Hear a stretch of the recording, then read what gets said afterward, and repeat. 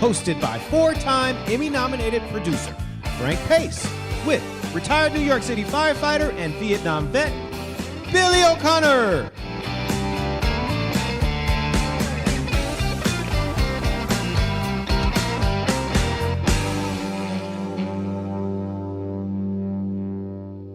My brother. My brother, how are you, Frank? How you doing, pal? Good. How are you?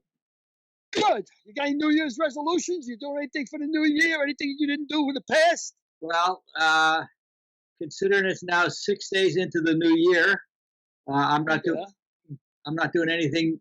I'm just trying to survive day by day until we get the vaccine. Yeah, I guess everybody's sort of doing that. Everybody's worried about going out. And I know usually around January 1st, I'm sure all the gyms, all the memberships, they all get filled up, and nobody ever goes there. You know, it's like they go there for about a month and then they bail out.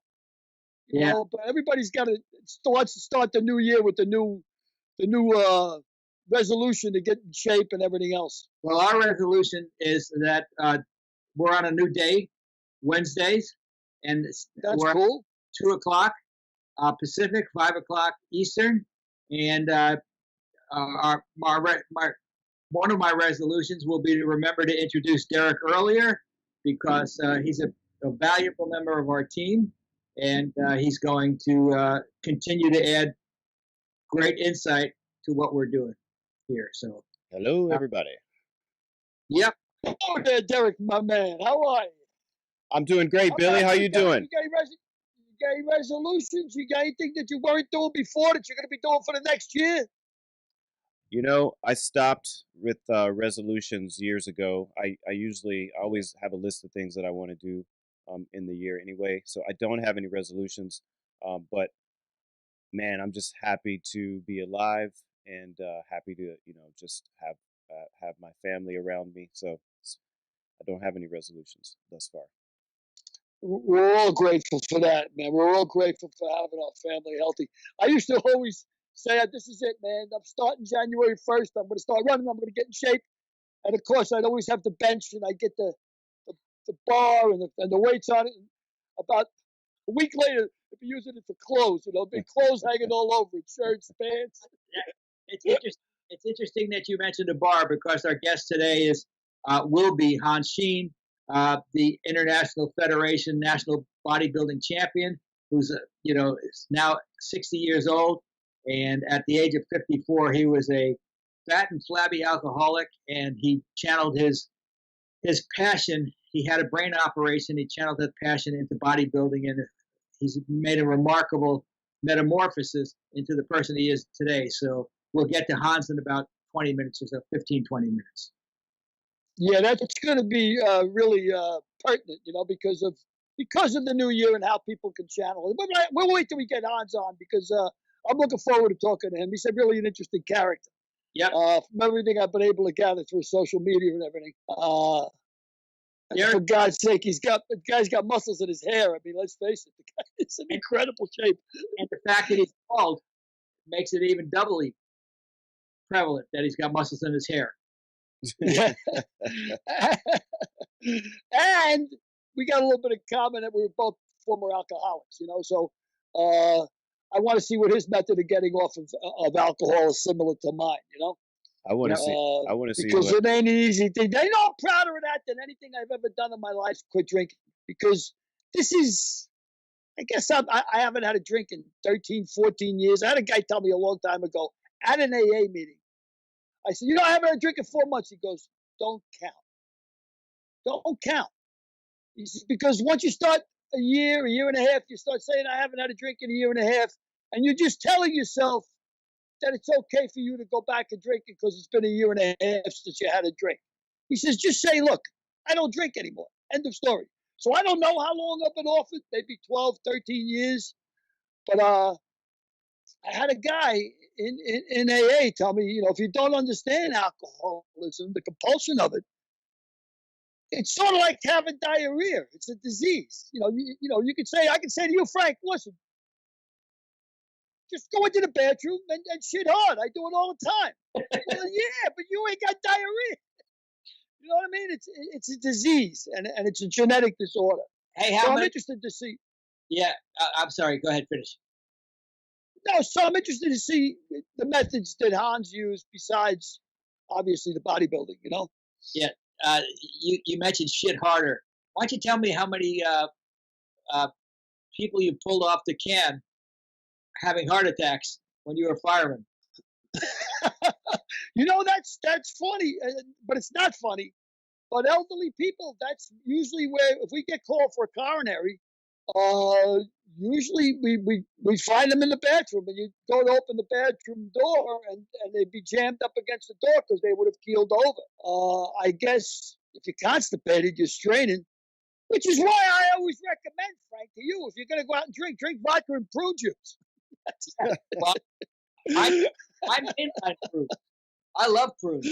Whenever I get hungry, whenever, whenever I get a taste for candy or cake or anything like that, I'll reach in a bag and have a prune or two, and that satisfies my craving for sugar. Well, Derek can know more about this than me, but from what I understand, sugar is pure poison. And one of the things when you stop drinking is that alcohol is loaded with sugar. Yeah, So that's why you AA should, meetings. you should save that conversation for Hans. All right, yeah, no worries. Yeah, he knows. But I don't get me wrong. You know, I haven't had a drink in 13, 14 years, but I'm not a Puritan. You know, I'm not a Puritan. I still like to smoke a little bit of devil's lettuce every now and then. You know, nothing to write home about. But I'm a firm believer and an advocate of herb and the products that byproducts from it. Like, do you have trouble sleeping, Frank? I'm 72, Zero. and you have no problem sleeping. Zero. My head hits the pillow, I'm gone. You must have a clear conscience. I wake up next morning. You have a clear conscience. Yeah. I have a whole lot of trouble sleeping, Me and too. I know people that take Ambien. You have trouble sleeping too, Oh Derek? yes, my whole life. Well, you know what? I know people that take Ambien, and they take a half an Ambien. Some people take Valium. You can go to the pot store. I know what they call it, dispensary. You go to the pot store, I call it, and you can tell them, I want edibles. And they'll ask you, they got it down to such a science. They say, well, what do you want them for? Do you want to kill pain? Because my wife eats a load of them to kill pain because she doesn't want to get on barbiturates because they're so habit forming. They're so, they're so addictive. So she eats these pot candies and for pain. And she brought, so I said, you know what? You got to eat back there for sleep, anything to make me sleep. And they gave me these gummy bears. And I take one before I go to bed. And I swear to God, I don't get high because I'm going to bed. And I sleep like a log, like a baby. No after effects in the morning, no hungover. And I know they're not addictive because I tell you, I first took a pot, I hit a pot in 1964 was the first time I ever tried marijuana in the Bronx. And I was so terrified. I said, I'm smoking dope. I mean, because you got to think back then days. Do you remember when Robin Mitchum got busted for smoking pot, Frank? Way Yeah. back when? Yeah, I read about it. Yeah, I mean, I didn't know Robin Mitchum, and of course but I remember sitting at the table, at the dinner table with my father and mother, and I guess I was about 8 years old or 9 years old, and it was big headlines that Robin Mitchum got caught smoking pot, huge headlines. And my father said, well, that's the end of him. He's a dope addict. I'll have nothing to do with him no more. He's a dope addict. Because that was the attitude. And when I was 16 years old, somebody turned me on to pot and handed me a joint, and I was thinking to myself, man, I must be smoking dope. This is like, I'm 16 years old. This maybe is not smart, But I took a hit anyway because I am who I am. But I tried it. I said, all right, I'll give it a shot. But I don't think I even got high because the quality of the weed wasn't that good. And also, I was so nervous about what I was doing. But back then, and I remember this like it was yesterday, when you started smoking pot, you were 17, 18 years old back in 64, 65, and 66. It was like a secret club. I mean, the only people who smoked pot were like jazz musicians, rock and roll guys. And, if you saw somebody and they made a reference to it or something, you'd say like, oh, you're hip? Are you hip? It was like a wink. It was like a secret club, like that you smoke marijuana, As a matter of fact, interesting. You know where the term hip comes from? you ever hear? You know the term hip, right? You ever hear? You know where it comes from? Sure. Very interesting. I thought it's interesting anyway. When you smoke opium, in the old days, in the 20s and the 30s, when people smoked opium in New York and LA and whatever, Chinatown, you lie down and you smoke from the hookah, you smoke opium, but you got to roll over on your hip to take a hit of it. Oh, So they'd say, "Are you hip? Do you smoke opium?" That's where it came from. wow. You know, useless information, and any man I know. Oh, useless. My ex-girlfriend used to say it all the time. Why didn't you just put a big cardboard box outside and say $2 to come in and stand next to the old man and listen to his? Derek, why don't you tell me about your grandmother? She's 98? Yes, my grandmother, she called, well, I think I called her on Christmas or Christmas Eve, and she said, I don't know if she want me sharing this, but I'll share it. She said, I'll share the clean version. She said that I'm 98 years No, old. no. Give us the other version. Well, she said I'm 98 years old, and she said I don't need help going to. I don't need help taking a shower, and I don't need any help going to the bathroom either from anybody at 98 years old. And I thought that was amazing. That's pretty remarkable, man. Billy's going to You the. think she'd like to go out with? You think she'd like to go out with a 72-year-old Irishman? She sounds pretty fascinating, you know. Well, I don't know if that's a good idea because all of her boyfriends have died. Yeah, I guess so. Like, you're 98. Yeah, Right, you know? Billy's going to the bathroom now. that's right. I'm wearing Depends, Frank. That's it. That's why I got the big grin on my face. It's leaking right in there. I don't worry about going to the bathroom. But they say this when you get to be our age, there's two things you should never do. You should never pass a bathroom, and you should never waste a hard on. Frank? No comment. No, No comment. You know, you talk but I about. got to tell you, I mean, I'm an advocate for this, for these. I'm going to bring you some of these, Frank. But I know I'm going to bring them for Derek because Derek doesn't sleep well.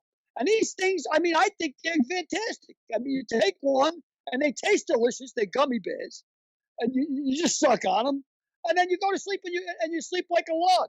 So what is, Yeah, is I don't have any trouble falling asleep. You know, Muhammad Ali used to say he was so fast he could turn out the light and be in bed before it got dark. I'm the other way around. I could turn out the light and fall asleep before I hit the bed, and before it gets dark. wow, Yeah. my wife's like that. Yep. You're one of these guys that can sleep on barbed wire, right? Sleep on a picket fence, no problem. You can sleep anywhere. Yes, I could sleep anywhere. As a matter of fact, in college, we used to go on road trips on a bus, and after games, we would obviously drive back after games. I would crawl up in the luggage rack and fall asleep because I was so tired. But I could sleep in the luggage rack of a bus. Wow. And Oh man, I envy you. That's Frankie Chicklets is like that. Frankie could be talking to you, and all of a sudden he's out cold. How do you do that? You know, I can't. I wish the hell I could. But I find this. I don't want to take because I have an addictive personality, as you all know, compulsive. Whether it's gambling, drugs, alcohol, women. You know, I crossed all the T's and dotted all the I's. So I'm scared to death of pills frankly, because I love the way they make me feel. Like if I take a Valium, the horses in my head quiet down. You know, they don't race everywhere, and I love that feeling. And I've always told my son, listen, find out what your drug of choice is. Find out what you like the most, and then stay as far away from it as possible. Like I know my drug of choice is booze because booze used to quiet the horses in my head too. You know, I'd still be wacky and running around, but it would quiet the rumbling in my head. what kind of And drunk? I know I can't drink. Really, what kind of drunk were you? Were you a quiet drunk? Were you a nasty drunk? Oh, I was loud and the life of the party. I mean, I was the kind of guy, and this is exactly the way I was. I'd walk into a bar, throw 200 on the bar, give me a triple Johnny Walker Black on the rocks, give the whole bar a drink, tell Billy O was in, you know, tell bar I'm here. And then I'd be loud, screaming, yelling, having fun, laughing. And sometimes, with the blow, I mean, I would drink for 2, 3 days with no problem, and then I come home with no voice at all. My wife would be like, 3 days again, 3 days, and I go, because I was always trying to be louder than if it was a loud bar. I'd always be talking over everybody. But all the bartenders loved me because I always took care of the bartenders. And sometimes in Buffalo, I used to drink with this guy who was 300 pounds, and he wasn't 300 pounds fat. He was a big guy. He was like a football 300 pounds, And this guy would drink a bottle of vodka in an afternoon without even thinking about it. And I used to drink with him, drink for drink. So I'd pass out. And he'd pick me up, put him over his shoulder, drive to another bar, and I'd wake up at another bar on the stool. I said, how the hell did I get here? He says, just don't worry about it. Just have a drink. But all the bartenders knew me, so they all took care of me. But one time I told Buffalo, it was hilarious. This is before he died. He died a couple of years ago, a heart attack. He was about my age, but of course he was overweight. And he always abusive with the drink and the drugs. I said, hey, you son of a bitch. I said, I heard you got diabetes. I said, what are you doing with yourself? Stop the drinking. Already, stop. You're old enough now. Stop the drinking. You got diabetes. I heard you lost 3 toes. He goes, no. I know. He goes, I stopped. I said, what are you doing now? He said, I'm eating a box of Oreo cookies. Oh, my God. You stupid bastard. You stupid bastard. But I says, it's amazing to me, Buff. All the drinking I did with you, then I never caught diabetes. He says to me, diabetes? He says, I'm surprised you never got a concussion. You know how many times your head hit the bar? Wow. Yeah, that's the kind of drunk I was. But I was a lot of fun. I was living the life of the bar. At least I thought I was anyway. I saw a TV show called The Flight Attendant. It's on HBO Max. Have you seen it or heard of it at all? It's about a flight attendant who is an alcoholic, and she is a really, really bad alcoholic. And you want to check it out. It's 8-episode series on HBO Max, but it's a worthwhile look for someone who was an alcoholic or is an alcoholic. I guess you're always an alcoholic, but you may want to check it out. Yeah, I will check it out. So far, I've seen a million movies about alcoholism, starting with The Lost Weekend with Ray Milland way back when. But the most accurate one I think I've ever seen is the one that Michael Keaton made, where he's hiding from bookmakers and he's trying to trick his way into a recovery program. But meanwhile, the guy's a mess. But of course, you don't know you're a mess until you start, getting into a program. But Buffalo told me one day, I was drinking tequila. And I'm sitting there and I said, I don't know what it is about this tequila. I said, I can drink this shit all day and I don't get drunk. And he says to me, you know why? He says, that's the lemons. He goes, when you bite the lemons and you have the salt with it, it keeps you sober. I said, really? Well, that morning, about 4:30 in the morning, I woke up, my head on the bar, and I had about 15 lemons splashed across my forehead. Another myth exploded. The bartender, come on, Billy, I got to get out of here. I wake up, and many's the time my wife, poor Teresa, I guess she never should have been called Teresa. Everybody called her poor Teresa. That's what everybody called her, poor Teresa. So poor Teresa used to dump rum and coke on my head, and whatever the hell I was drinking, she couldn't get me up to go home. She'd dump it over my head, and then of course she'd drive me home, and she'd leave me in the car because she wasn't going to carry me into the house. And I wake up in the back seat of the car, and my head would be all sticky. What the heck happened to my head? With no voice, dry mouth. I was a pretty bad drunk. But I think the worst drunks are the guys that drink at home. I never drank at home. Never. Interesting. No, I was into the whole mystique of it. The personality thing, the companionship, the laughs. I never drank at home. I was never a guy who kept beer in the house and drank at home or whiskey or anything. I just never did. Only else I had company. Yeah, well, I never was much of a drinker because I don't like. I've told you this many times. I don't like the taste of alcohol, but I would never drink at home either. I just didn't see the purpose of it. This flight attendant movie, is the chick a home drinker? Does she drink at home, or she just drinks all the time? She drinks all the time, everywhere. Yeah, she's a hardcore alcoholic. Well, I had a buddy of mine, Patty Smith. He's dead now, Lord of mercy on him. But Patty, he was a bartender, and he had quit 20 years before I did. But I asked him what kind of drunk he was. He said, Billy, I would get up in the morning and drink a bottle of brandy, pass out, and get up again and drink another bottle of brandy. Wow. Yeah, that's like, I could never see the point of that. Like that's what this flight attendant does. She would get up, she would hit the quart of vodka, she would finish the quart of vodka, and then just wake up and hit it again. Wow. Yeah, that's hardcore, man. My old man was hardcore. But them days, they didn't have the money to do the kind of shit I did, But that's why they all drank Boilermakers. He wanted to get drunk, and he wanted to get drunk fast. And a Boilermaker, was a beer. They used to give you the beer chaser for nothing. You ordered a shot of whiskey, and of course, he always went for this stuff called Fleischmann's. Fleischmann's whiskey is 92 proof. It's the strongest whiskey that they sell in the United States at the time, anyway. Seagram's 7 was like 82%, but Fleischmann's was 92%. And he'd drink shots of Fleischmann, and they give you the beer chaser for free. They'd fill up a beer chaser, and they were called Boilermakers. But every 3, they give you 1 buy back. So for maybe $5, you could drink 9 shots of whiskey in an hour and a half, and then he'd go home and have his dinner. And then he'd be passed out at 8 and up for work in the morning. But they never considered themselves alcoholics as long as they showed up for work. Yeah. If you showed up for work, you weren't an alcoholic. I don't think there are any. I swear to Christ, I don't think there are any AA meetings in Ireland.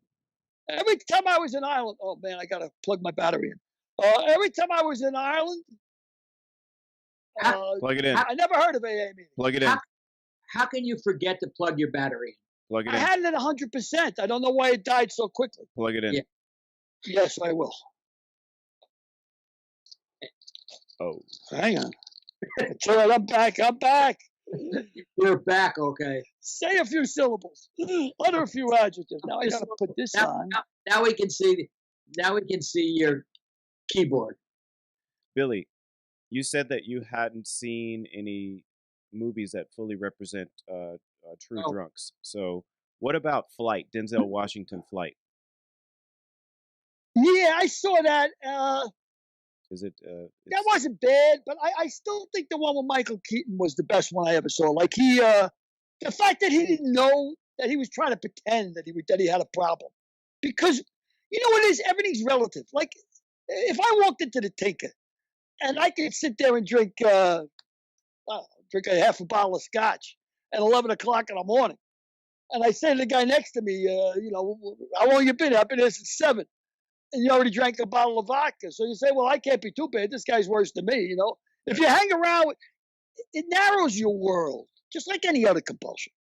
Yeah, alcoholics only want to hang around with alcoholics. Yeah, that's it. We should save this conversation for Hans, because he's going to have a different perspective on it, and he'll come at it with a perspective of having been an alcoholic. Right. So let's save this conversation for Hans. Okay. Hey, Hans. Hey, are you there? Yeah. Okay, so let me see if I can. That's game. Hey, there we go. Oh, there it is. My friend.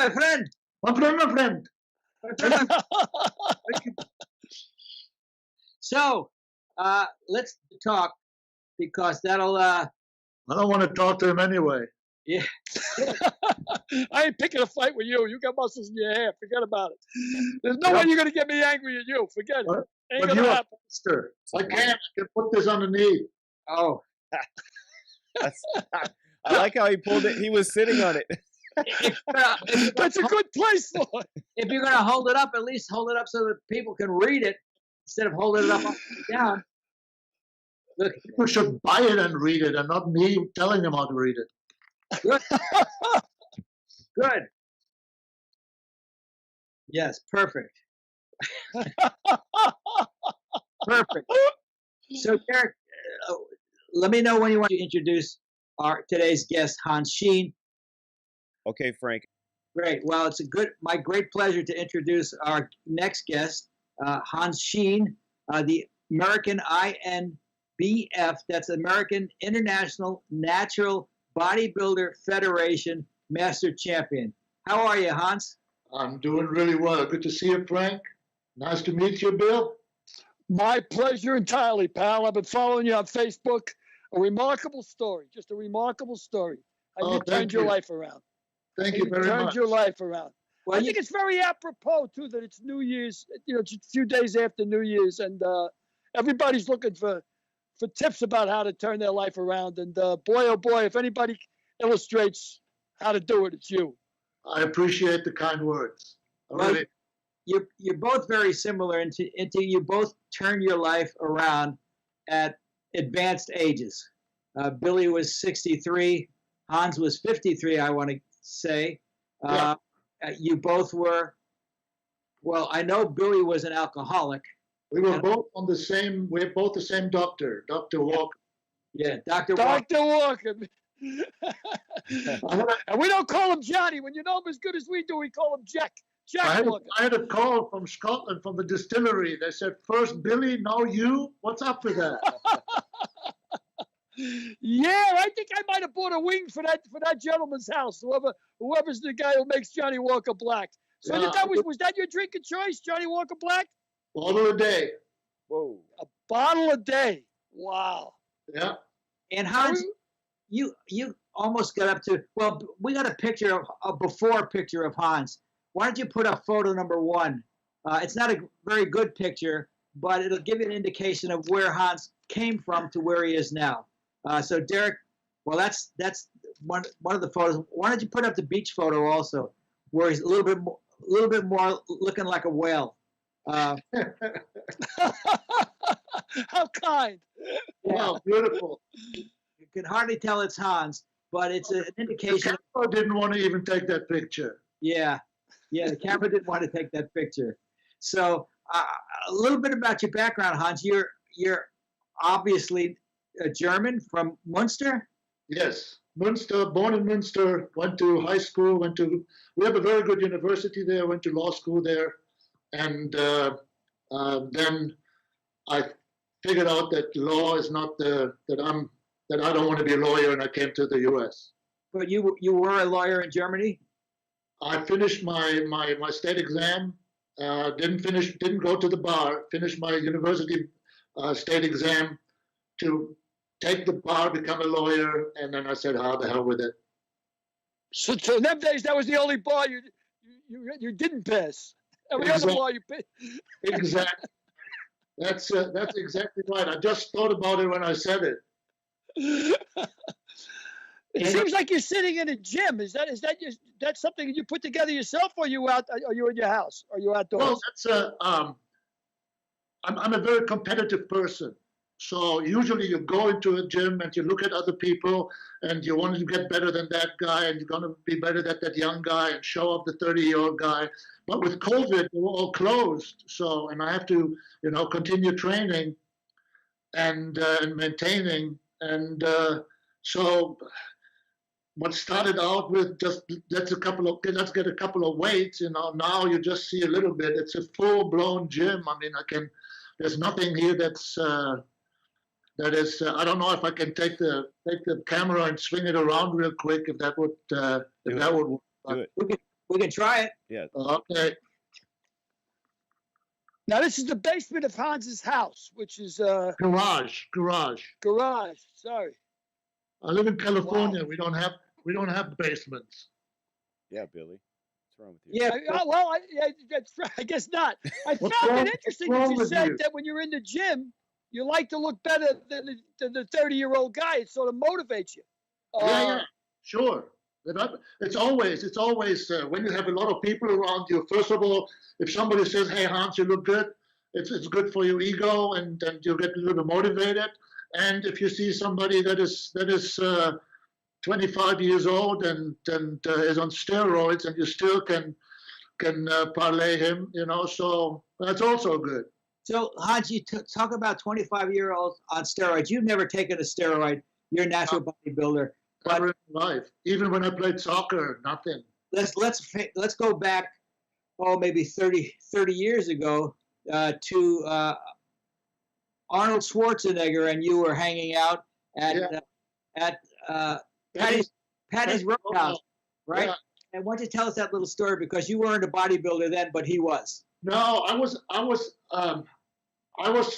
on the periphery. I was making gym clothes. I was in the schmata business. So I was making gym clothes and suits and whatnot. And a lot of my friends from Europe, they were hardcore bodybuilders, and they were always going to Santa Monica so they can work out at the Gold's Gym with Arnold and with Lou and with all these guys. And also? Yeah. So This is Lou Ferrigno. We're talking about Lou Ferrigno. Is that right? Yeah. Lou, you look so small today. That was funny. So That's a great line. So yeah, and Gary Stridham, who was the world champion at that time, and Mr. Universe, and Arnold would show up there almost every other day. But then afterwards, there were two breakfast places. One was directly in Santa Monica around the corner that was called Rose Cafe. Well, it's still there, and then there's another one which is down the PCH, and it was Patty's Roadhouse, and it was actually Patty was an Irish guy, so older gay Irish guy, and he was happy that all the bodybuilders were coming in after training, and having breakfast there. So I went over there with my friends who just finished their training, and we were talking about, because we had some photo shoots in the afternoon about new shirts coming in and whatnot. So I was sitting there, and I just got my breakfast, and then there's a guy reaching in from the back, and he says, you don't need your eggs, you don't go to competition. And he just takes my eggs away and gives it to one of them. So I turned around, I was going to say something, but obviously I recognized the voice right away, and I just said quietly, hello. You know. So, and ever since Frank and I, we know each other for almost over 20 years now, Frankie. Do you know that? Yeah, it's just about 20. Well, yes, it's over 20 years. I think we met in the year 2000 when I was coaching the Sacred Heart soccer team. Yeah. A lot of my girl players were playing for your club team. Exactly. So yeah, it was. But anyway, so very early when we met, I told him the story. You know, I was still not in bodybuilding or anything. You know, so every single time we go, and we always go have something to eat and whatnot. Frank, you don't need the eggs.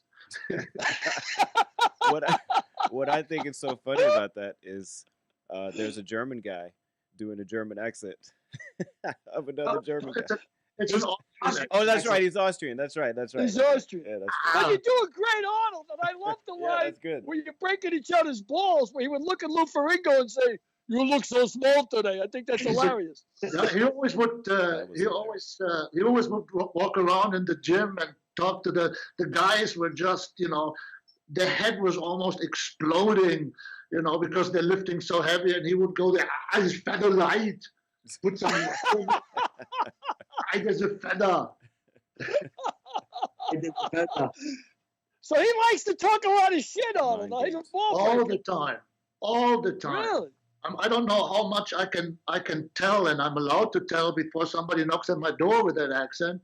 But he would on the biggest stage. I remember the biggest stage was the Mr. Olympic in Vegas, and he would hide the posing trunks of a couple of guys.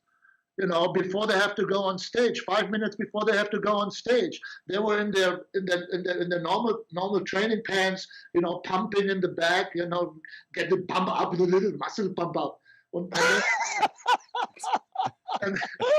and then he would go to the locker room and just take their little posing trunks, you know, and hide them somewhere, and there was just chaos over there. And when you are completely depleted for the show, you have to be on the spot. On the time you go on stage, you have to be on spot. That means there's a lot of stuff that goes in there, but you're depleted of complete carbohydrates, and you are agitated, and you are in a bad mood, and then have 280 pounders running around looking for their little banana hammock. Hilarious. Hilarious. Hans, you are thrilled when Arnold became governor. It was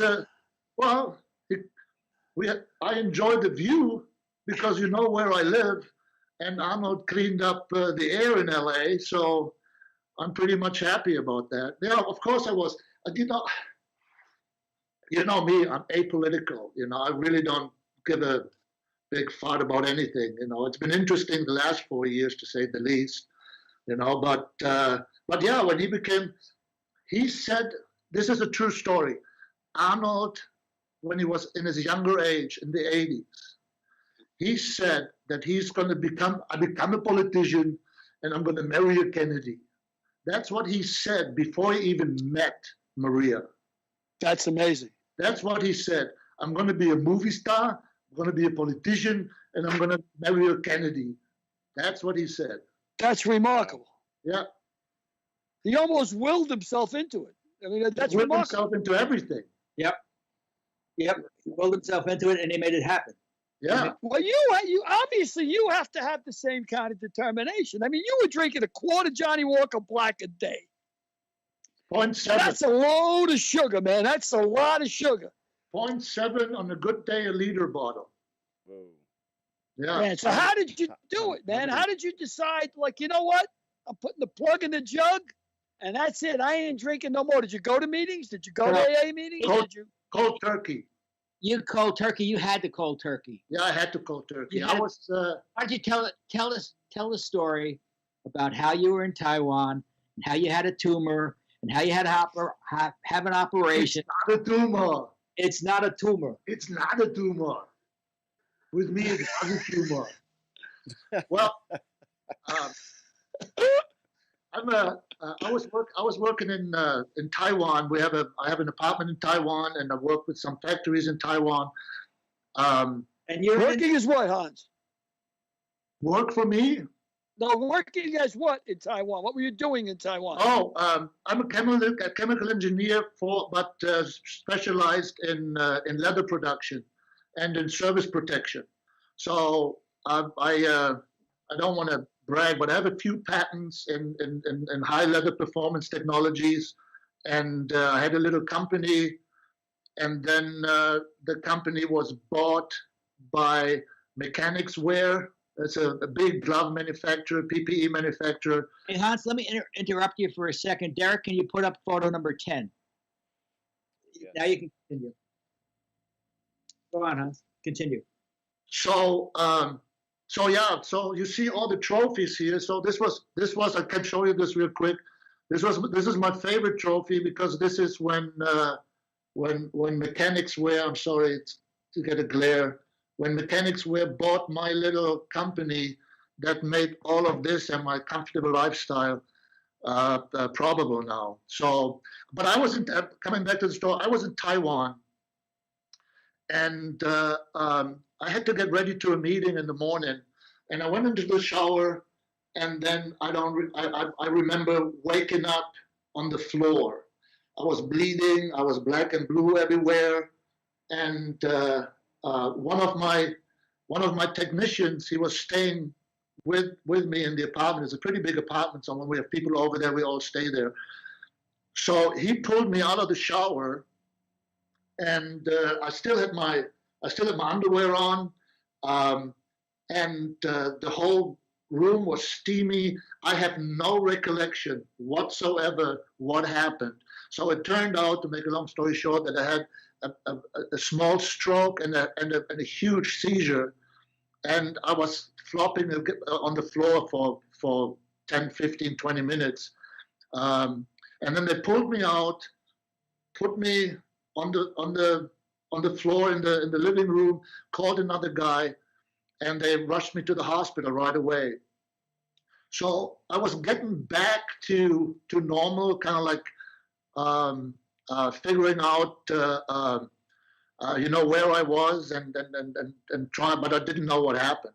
So we went to the hospital in Linchun Hospital.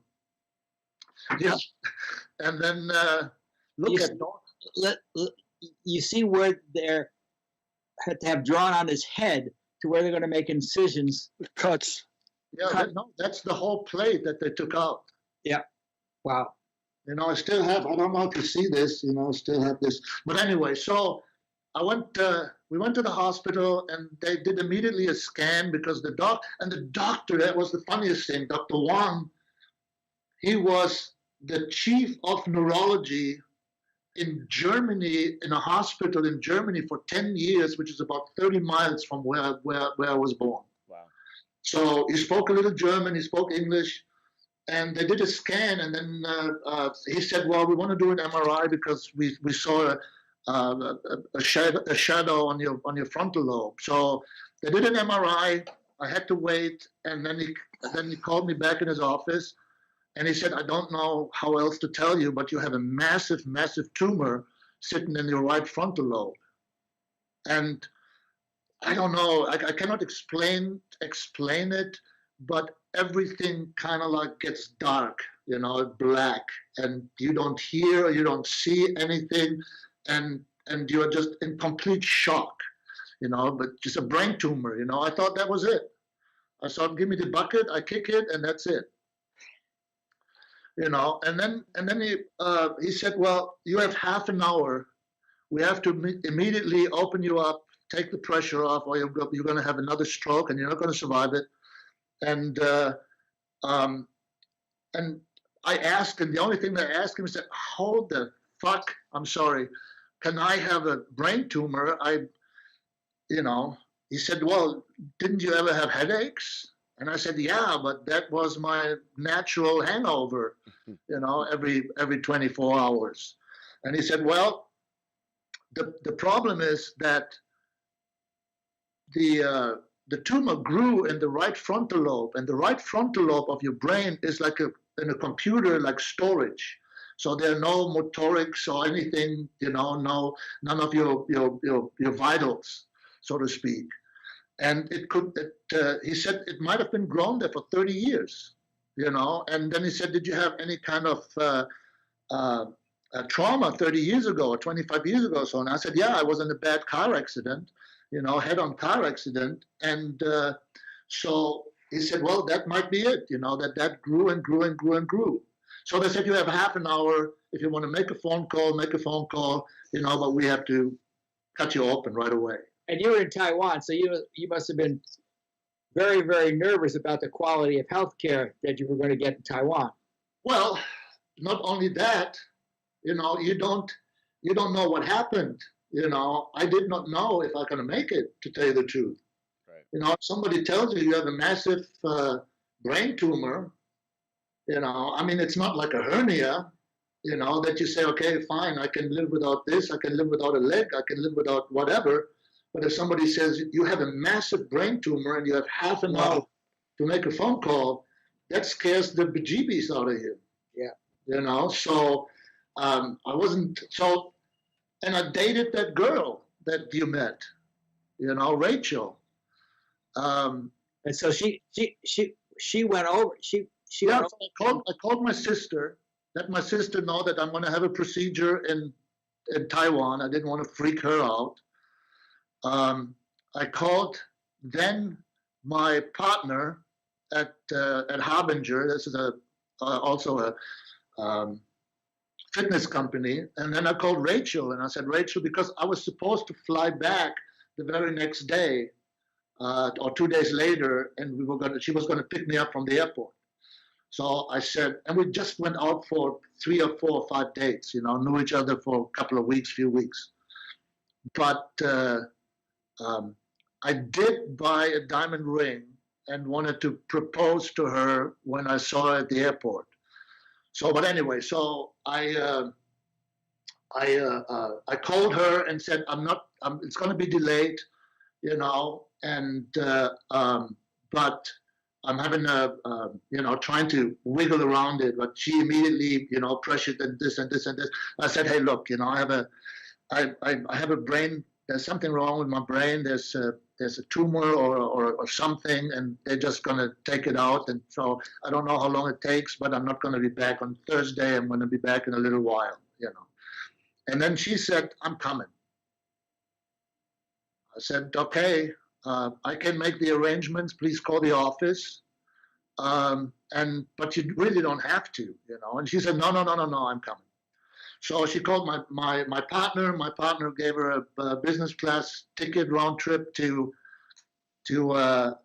Taiwan. Some of my two of my technicians, they went to the airport and picked her up in Taiwan, because from the Taiwan to where I was about a 2-hour drive, 2-hour ride with a train, with a fast speed train. How long was the procedure? 12 hours. So she was 12 hours? You were under the knife for 12 hours? 12 hours, yeah. So Well, she was there when you came out of the procedure? No, she was there the day after, because we are 17 hours ahead. It was in the summertime, so we are 15 hours ahead in Taiwan. So she came. I was in the ICU for 2.5 days. So by the time I got out of the ICU, she came to the hospital. And the press made a big deal out of it. The Taiwanese. That was just the weirdest thing and funkiest thing ever. In Taiwan, these hospitals are private owned hospitals, so they have their own, you know, marketing department and this and that. So I told the doctor, and I said, hey, look, I can't stay here. You cannot operate, you know, let me go back to the States. I'm going to the doctor over there. And he said, no, you can't. There's absolutely no, you have to be, you know, we have to open your brain right now. And I said, I was going to propose to my girlfriend 2 days from now. And he said, well, you know, she has to wait a little bit longer. So he got that background story. So while I was under and in the ICU, they made a big deal out of it. They called the newspapers and the media and whatnot. And it happened to be that the day that I got out of the ICU was Taiwanese Valentine's Day. I had no idea, you know. So they got Rachel, and I woke up. They brought me into my room. I woke up, and there were freaking balloons everywhere. It says, "Welcome, Rachel. Hello, Rachel. I love you, Rachel." You know. And I said, what the hell? You know, teddy bears, you know, typical over the top, you know, Kitty, you know, Miss Kitty, Asian style, you know. And then suddenly the door opened. There's like 5 guys with cameras walking in. Rachel is amongst them. I didn't even see her at first, you know. Then everybody was saying, Sailbeh, go to Sailbeh. And then she had to go to the side of the bed, and then the cameras, and then suddenly somebody stuck a microphone. And I said, well, I thought to myself, I couldn't talk. You know, I just saw that, you know, I was still drooling. You know, my head felt like I was laying with my head on a 2x4 and somebody's hitting it with a sledgehammer on the side, you know. So, but they made this big deal out of it, and what you saw, the picture that you saw, you know, I had to propose, you know, so they said propose now. Hey, listen, you hit the jackpot there, pal. Not only were you lucky that you're alive, obviously you married a beautiful woman and a sticker besides. She's a real deal. I always tell her, I said, do you imagine the shit that I went through to convince you to say yes? Who has cut open just for you to come around? So before I go off that, why don't you put up picture number 3, Derek, so we can see the damage that was done to Hans's brain. Oh, that damage was done before. Yeah, well, I know that. Brain damage I was born with. You look like a basketball. Yeah. Your top head looked like a basketball. There it is right there. Yeah. Look at that. I felt like a slider. Yeah. I mean, that's low outside. Yes. So you were forced then, because of the medications and drugs you had to take. Right. The doctor said to you, "I don't want you to have another drink. And if you have a drink, it'll kill you." So you Right. had to cold turkey. Yeah, that's what the doctor said. The doctor told me and he showed me, and what alcohol does in your brain, that it turns into vinegar and that it aggravates the brain cells and it kills brain cells and whatnot, and what it does. And he said, anything from now on that is altering your regular brain function right now. So anything, any drugs, too much coffee, and he said especially alcohol, you die. Wow. So Wow. So it wasn't just alcohol. You have to be very careful about anything that you put into your body. yeah, I can't get herbed up. You know, I don't know what it does. I haven't tried it, but he said everything that is altering your brain function. He said for sure alcohol. You have to be very, very careful not to take any kind of medicine outside of the medicine that I'm taking 10 pills every day now. 10 pills, 5 in the morning, 2 in the afternoon, 3 at night. Wow. And Are then they medicinal, or they're just health pills, or what are they? Vitamins? because of that, I have epilepsy. So I developed epilepsy and I had, after I got back to the States, I had a few seizures. I had one seizure in the gym. I think did I send you that picture with the outline of the gym? No. Oh, yeah, I had a seizure in the gym, and I got, they had to, and you have no idea when you have seizures, you have the strength of a lion. They had to hold me down with 3, 4 firemen, and then they rushed me and my seizures were so bad, they were like 20 minutes, 30 minutes, and when you wake up from a seizure, your brain is like a computer. It has to be restarted. You see a phone, but you may know what a phone is, but you don't know how to use it. Even if you have a seizure by yourself, it takes you a while to figure out how to call 911. I had a seizure once at home, and I didn't know how to use the doorknob to get the bedroom door open to get out, and all you can do is cry for help. That's all you can do. So what was your motivation to channel your obsessiveness into bodybuilding? Well, it was with what Billy said earlier. It's that it's New Year's. People do make all kinds of lists of what they want to do and how they want to change their life and whatnot. So when I got back from that trauma, I figured out I'll make a list. What I can do, what I should do, and what I want to do. And so when I had the list what I can do, that was easy.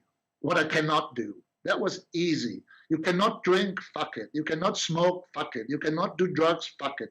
I mean, I didn't take much drugs, after the 80s and anyway. So, but I could coffee and all of this and partying and there was not a problem, and then I just looked at the list of what I wanted to do. And, I wanted to spend as much time as I have in my life with my beautiful wife, Rachel. I wanted to still go, work in my job. I still want to go travel. I still want to go on vacation. And I want to enjoy every day, for the rest of my life. And then I had to kind of like, how to explain, glue it together like a sandwich. So here's the part that I can't do. Here's the part that I want to. What's the part in the middle that I have to do in order to get there? And that was just started out with eating clean. So I started eating clean, losing more and more weight, and getting in a better shape. And then what do you think you weighed when you had the tumor? 240, 245? Well, yeah, about 225. I was already, it's the alcohol, So you go from 235 to 225 within 6 hours, and vice versa. I mean, Billy, you kind of like Alcohol alcohol is all sugar. When you go to AA meetings, and I know you didn't have to do that, but there's a reason that people have cookies and candy, and they're all drinking Pepsi because the body wants sugar. No, I do the same thing. I cannot be left alone with chocolate. You know, I have the same thing. You know, and I eat. When I quit. I used to keep Chunkies, the chocolate bar Chunkies in my glove compartment, because I still used to have to go into bars because I was a bookmaker to collect money, and I couldn't go into a bar without eating 2 or 3 chocolates first because no, the same, alcohol. You know, I needed the sugar. Same with me. I went like years when I don't get the sugar that I will start shaking and you know and you know. But yeah, I was husky. I was medium husky. You were fat. Yeah, well, but here's the thing. When you're fat, none of your friends come to you and say, look, fat fuck, what is wrong with you? Stop eating, stop drinking so much. You look like shit. Nobody says that. But if you lose weight, then suddenly everybody comes to you. Are you okay? Is everything okay with you? Yeah. AIDS? Is it AIDS? No. Well, that's like when you get to be Billy and my ages. Everybody says you look good. Nobody ever says you look good when I was in my 40s, when I was in my 50s, when I was in my 30s. When I hit 65, 70, gee, you look good. Compared to what, you fuck? Yeah, but they always qualify it. I've had many women say, you know, you look good for your age. Yeah. Your age. That always gets underneath it. Hans has surpassed that. I mean, he just looks good. His body is not the body of a 60-year-old man, that's for sure. Well, is genetic? Does alcoholism run in your family? Is it a genetic thing? You think? No, not at all. Do you have a history? No, I tell you what how I started drinking so heavily because I was blessed to work for big companies. So and my job was always in Asia, Europe. So we're talking about 13, 14, 15-hour flights. And they always put me in business class, you know, so drinks are free. And when we're talking about, you know, flying Emirates and Lufthansa and Cathay Pacific, we're talking, you have the choice between black, gold, and blue label, you know. Wow. Another drink, Mr. Sheen. And who says no to a free blue label? You know, and then you sit 17 hours, you know, although it's very comfortable in business class, but you just sit there, you know. You can't work. It's you know, your mind is just going, you know, and you just start drinking 1, 2, 3, 4, 5 until you're shit-faced and you can sleep for a few hours, you know. Yeah. So, and that's how it happens. So, Hans, when did the fitness turn into bodybuilding? Well, somebody came to me after about 4 years or so. I was working out 4 years, and I stuck with with my nutrition. So everybody has to know, if you do bodybuilding or sport on a high level, 70% is nutrition anyway, you know. So without the discipline of nutrition, there's nothing you can do to change your body, you know. So so somebody came to me and said, hey, you know what? They have a contest in Monrovia, in the high school in Monrovia, and it's in 3 months or so, and it's a bodybuilding, but it's natural bodybuilding, and you could actually go and compete, you know. And then I call it's the men's bikini class. They have before the bodybuilding, it's called physique. So you do in board shorts, and you have like an athletic beach body, you know. That's the category. So, and I said, yeah, why not? You know, why not? You know, and like I said, you know, I played all my life sports, had a competitive nature, so I put a shovel coals on the engine and, you know, worked out a little bit harder. And then and then I learned what's involved in there in this whole thing. You know, it's like science to get ready for these shows and to get your body right on point, and you have to go down. When I won the Masters, the first picture that you showed, I was at 2.5% body fat, Wow. and that is almost, That's remarkable. Yeah, you can do that for a few days before your body shuts down, So Wow. yeah, you. So it's really dangerous. It's actually dangerous to be that fit. Yeah, but that's that. You see, you see my skin. I'm 60 years old there, and you can look through my skin. It's like paper. You can see every muscle strain, every vein, every tendon.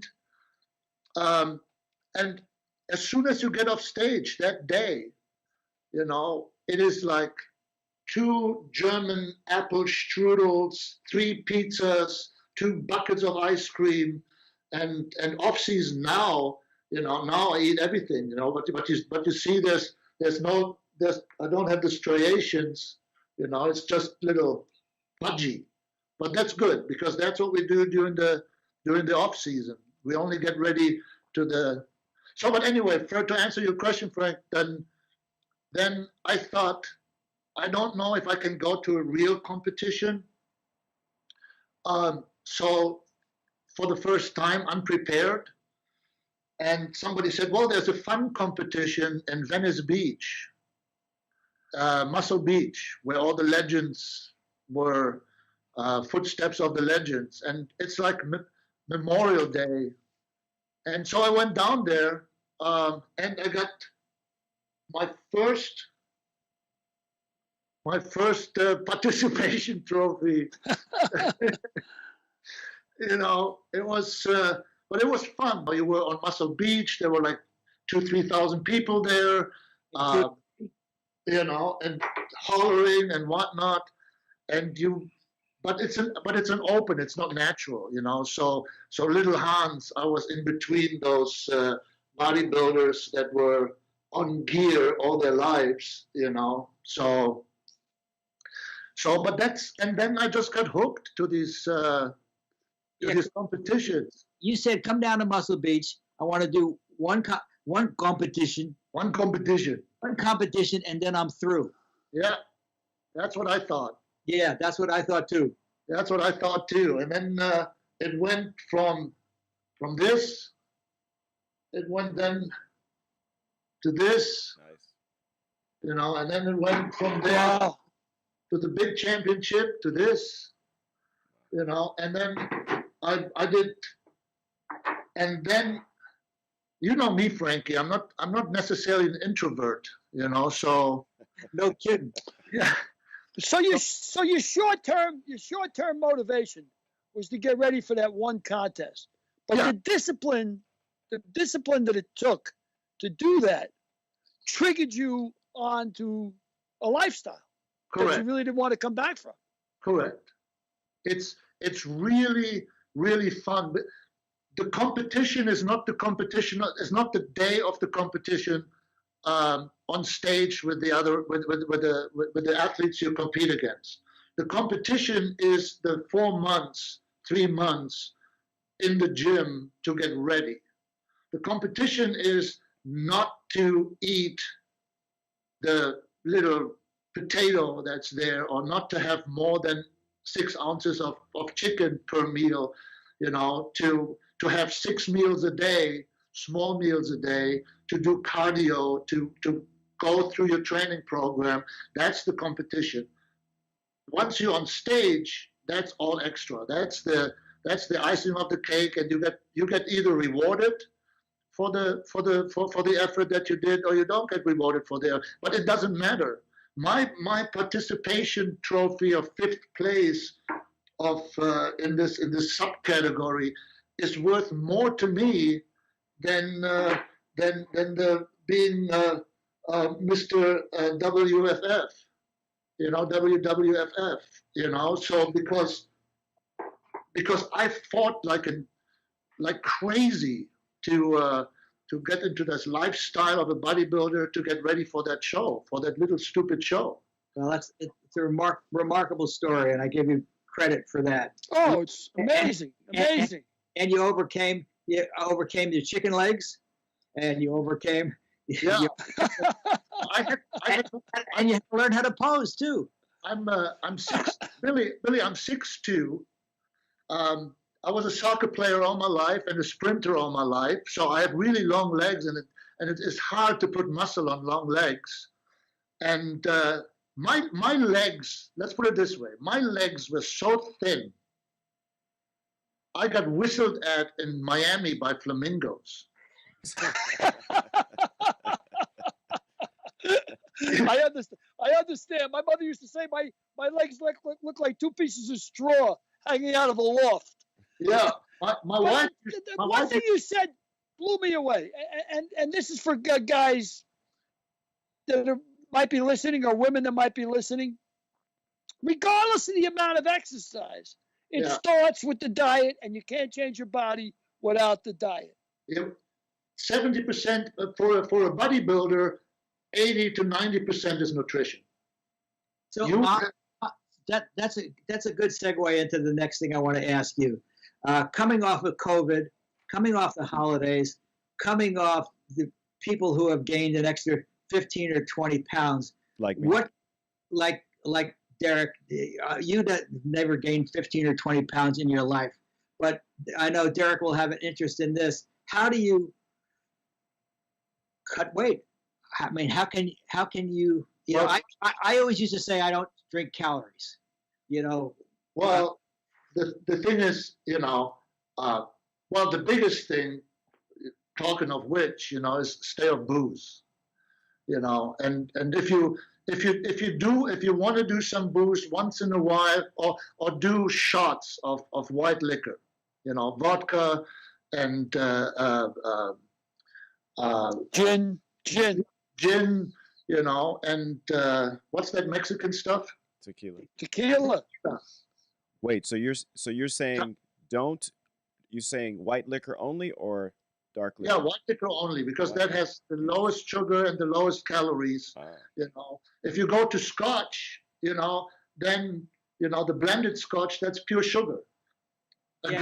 One of those larger, like they have now, glasses of red wine is 12 tablespoons of sugar in one glass. Wow. Yeah, that's amazing. But even drinking white liquor, you still drink enough of it, you're going to get hungry, and you get hungry, you're going to eat. Yeah. Well, you can't do a Hasselhoff. You can't get a burger with a Hasselhoff. Well, rum is pure sugar. Rum is the worst of the bunch. Is pure sugar. But that's the worst of the bunch. Stay away from booze and lower your carb intake. You know? How do you feel about dietary supplements, about vitamin D, vitamin C? Should people be taking them?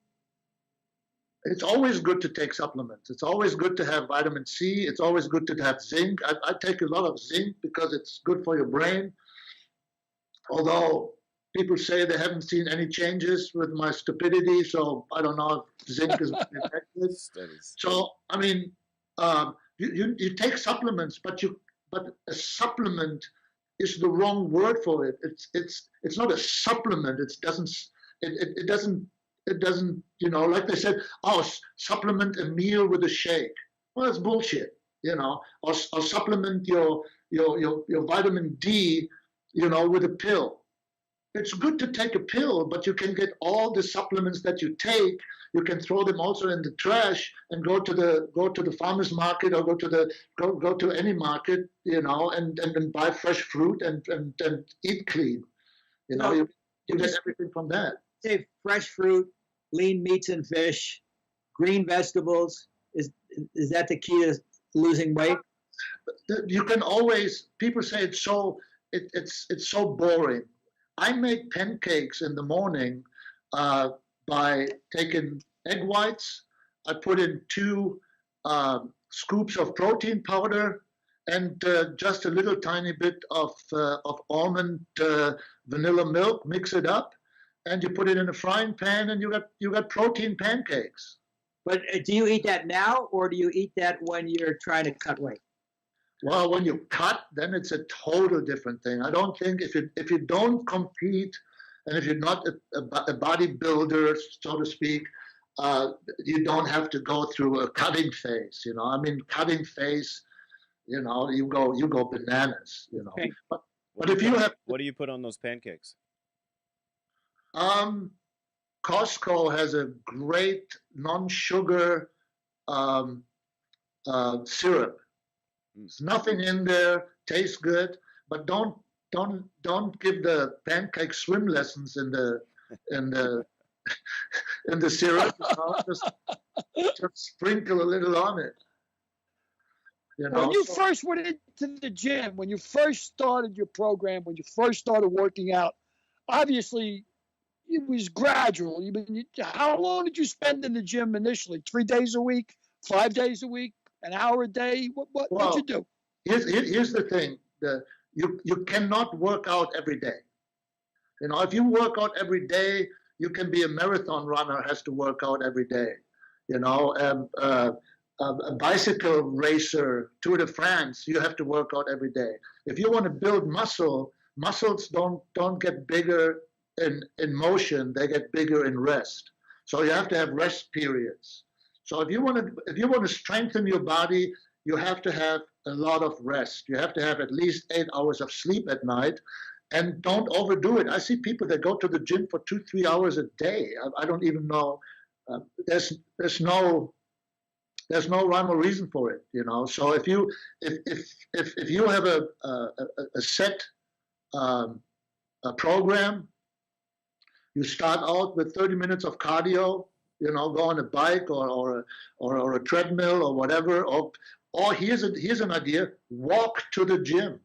You know, people that drive 20 minutes to the gym or 10 minutes to the gym, and then they go for 2 hours on the treadmill.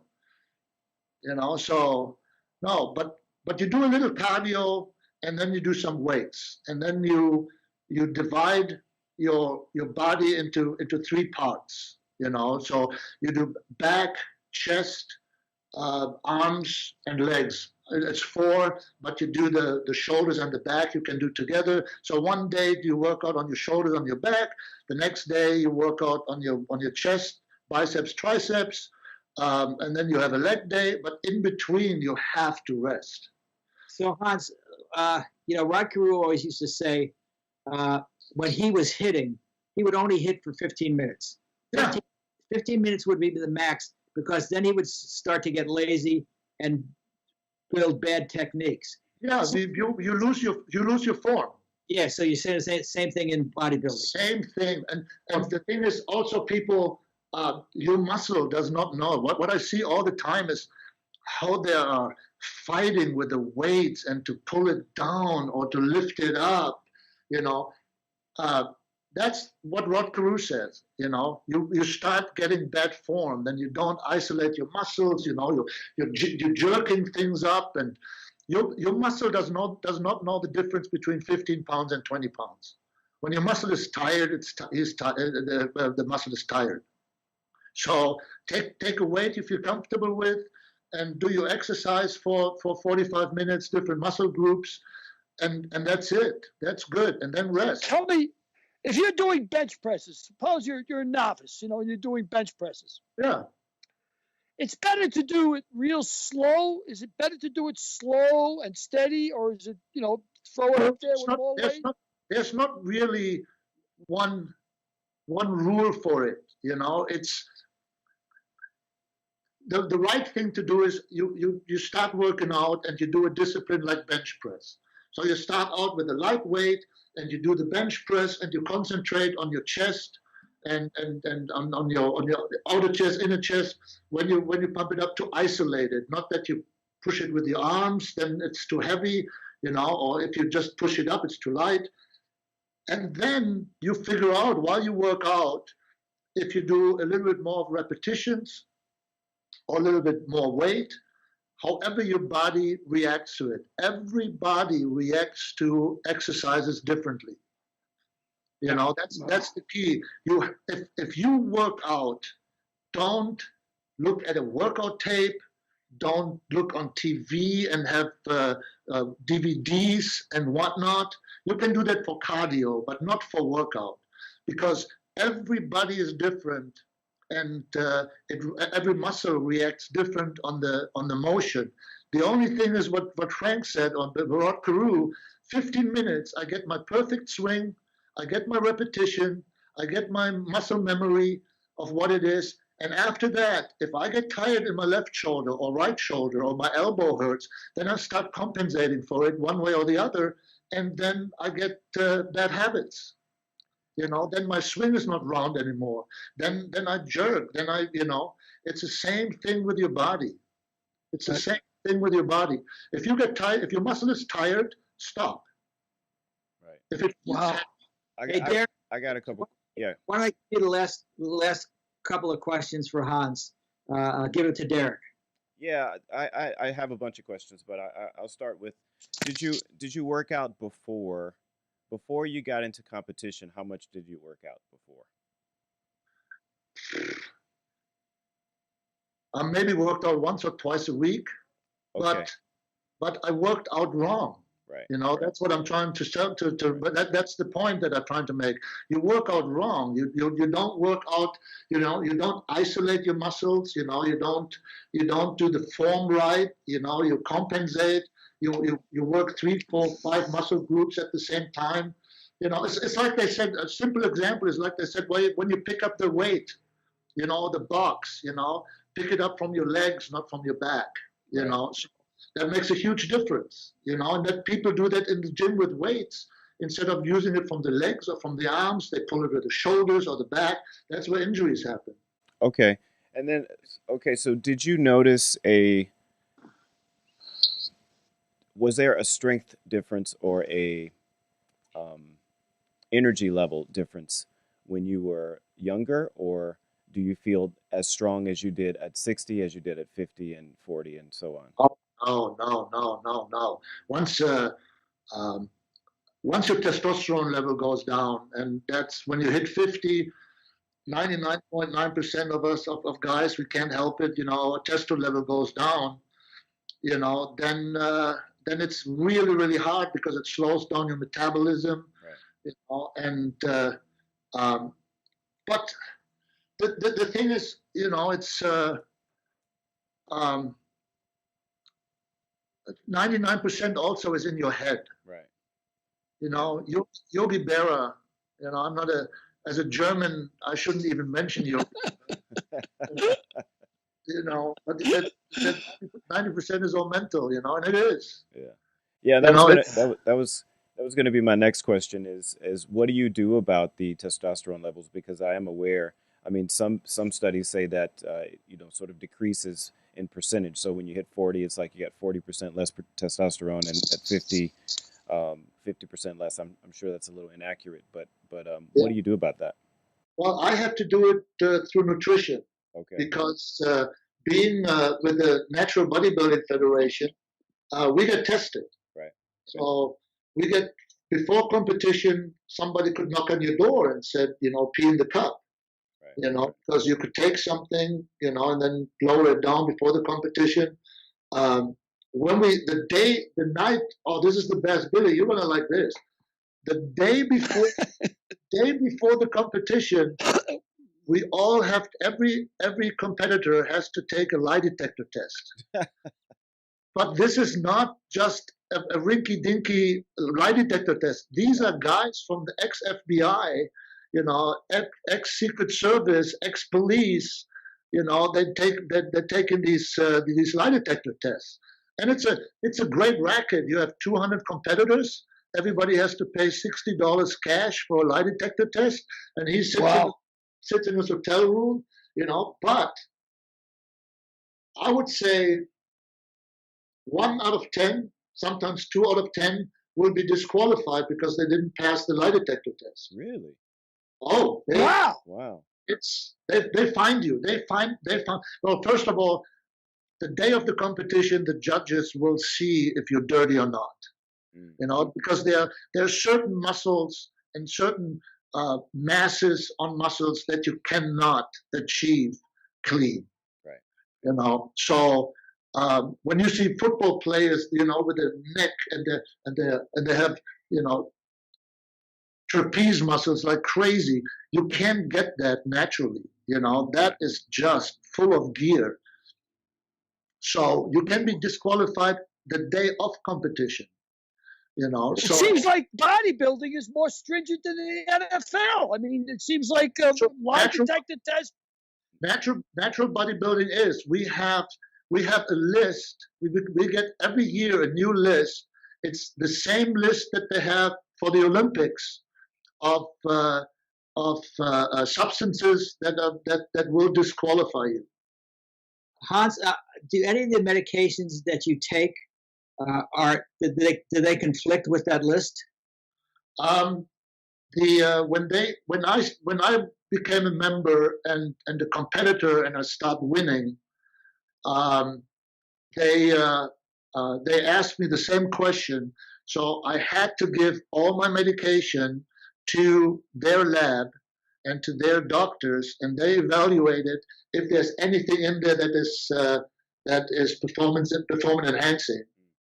And there is one medication that I take that is for the pituitary gland, and that also helps me with my testosterone household, but on a natural way. It just because through the operation the pituitary gland was affected and wasn't sending signals for testosterone. So, and then they evaluate if that is actually helping me or not. And so the result was that is it's not helping me, but on the other side, if I don't take it, I may have a seizure on stage, you know. So they said, okay, so it's not. But you have every medication that you take, you know, prescription. You have to have them clear it. How about the little blue pills that Billy takes by the handful? Oh, you mean the M&Ms? Yeah. Oh yeah, I eat them like M&Ms too. The bedside M&Ms? No, I'm so I eat enough of that. I eat enough of that to give everybody in this picture a stiff neck. This is another story, Schwarzenegger story, and as I'm sitting here, we're sitting there, and this topic came up from somebody who was taking some gear, and we call it gear, taking steroids, and he said that he wants to change the steroid because it doesn't get him hard, you know, enough to have sex with his girlfriend, you know. And then Arnie heard it so with one of his ears, and he looked over to, don't be a pussy. You got to will it in. You got to will it in. Well, you've been a great guest. It's been a pleasure having you. Give my love to Rachel. I sure will. Give my love to Karen, and Yes. especially to little Frankie. And by the way, have you been reading anything lately? No, once in a while, you know, when there's a table that's wobbly, you know, I put this under there. You know, I was not high enough for the interview, so I put this under my ass. You know, I'll tell you one thing though, I'm not a big reader, but immensely enjoyed it. I mean, some of the stories I knew from us being friends for so long, but reading them and the way it was written, you know, was twice the pleasure. You know, it was really, really cool. Well, So, and the only thing is, I got I had an invitation to go to Russia next year, Moscow, or this year, Moscow, for a competition. That used to be in Kiev, but now it's in Moscow. And the first thing when I got the invitation, I thought to myself, oh, I can see the stiff. yeah, Mike Tyson story. The Mike Tyson story. Yeah, Well, that's the first. I told you that story probably about 2010, 2012, and you said, "How have I not heard that story before?" I know.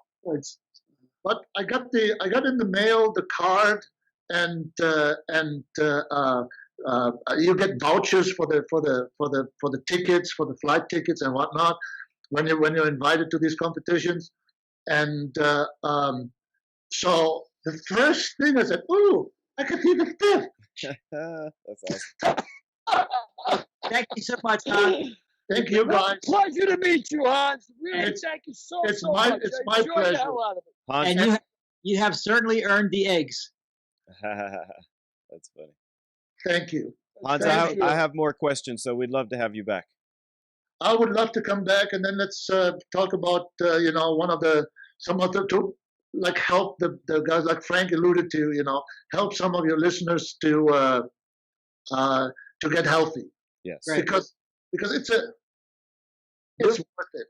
You'll be our fitness guru from now on. Yeah, don't take steroids. That's the catch-22. You lose 20 years of your life and 2 inches of your manhood.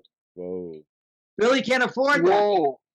I know. I definitely can't afford that. 2 inches of my manhood, that's for sure. All right, see you, Hans. All I right. see you guys. That's why I didn't get circumcised. I didn't want to lose that bit. It was an absolute pleasure. Yes, it was Right. great. Thank you so much, my friend. Pleasure, Hans. A real pleasure to meet you, pal. Hey, Thank you. we have a crystal geyser together. Yeah, for sure. All right. Thanks That's again. for sure. Okay, guys, see ya. Bye. Take So- care, Hans. Be Happy good. New Year, pal. All right. So, Hope you hear Derek, from me. Hey. what? Why don't we pick instead of the NFL, because we don't even know who's going to be in the games this week? Why don't we pick the college championship game? Oh. It'll be Ohio State and Alabama. What do you think about that, Billy? Well, I thought it was great that you segued there, because since you called Hans our new fitness guru, and you being the football guru, me and Derek are the only 2 Egypts out of the 4 of us, I guess. You guys are gurus. So well, it depends on you to pick the game. But I can tell you that the spread is Alabama is a 7-point favorite over Ohio State. So you pick a team. Who are you going to pick this week? Well, you know me, I'm a dog guy. I like to bet dogs, but I got to tell you, I can't bet against Alabama. To me, I got to go with the chalk on this one. I got to lay the 7. I like Alabama. Well, that's interesting because I went through my usual routine on this. Who's going to be the home team? I guess it's going to be played in Florida, so there's not going to be a home team. Alabama's the Southern favorite. Ohio State's traveling far. Ohio State will be traveling farther, but they're going to have a week or so to settle in. You went with Alabama? Alabama -7. All right, I'm going to go with Ohio State. All right. Wow. Begrudgingly. And that's just not being contrary. You Yeah. like Ohio State. Begrudgingly, because my friend Vinny Porco passed last year of COVID, and he was a huge Alabama fan.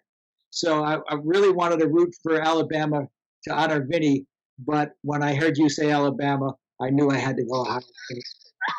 Because I'm never right. That's hilarious.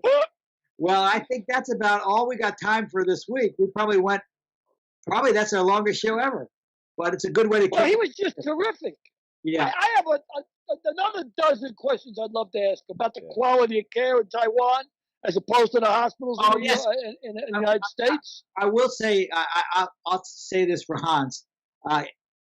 He got a bill for like $700,000 from the Taiwanese hospital, and he said, "Oh my God, how am I going to pay this?"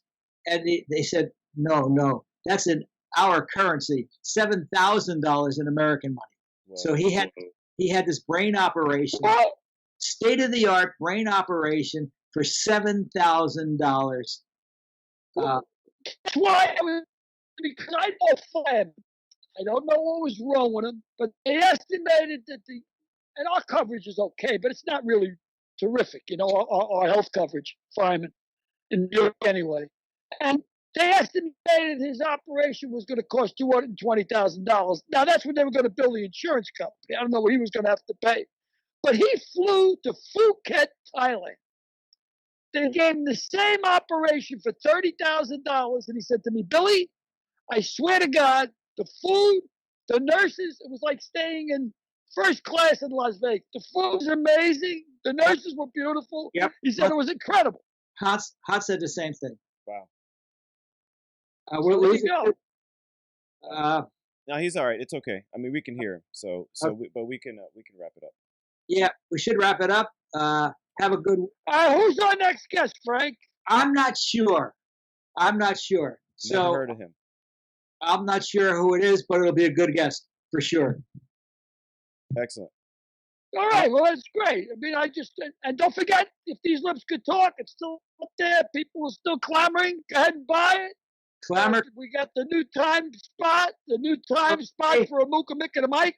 Yep. A Mick a Mooka and a Mike. Facebook and YouTube. So we got a lot of things going on this week. So we'll see you next And week. you can go and look at the archives as well. There's been some great shows with Tony O, Frank Sinatra's road manager, and Stephen Lang, and Alice Gilmore. So there's some great archives. We've done a good body of work so far. Let's keep it up. We have for sure. All right, everybody. Take care. See you next week. See you next week. Bye, everybody. Take care. Take care, guys. See you next week. Thank you.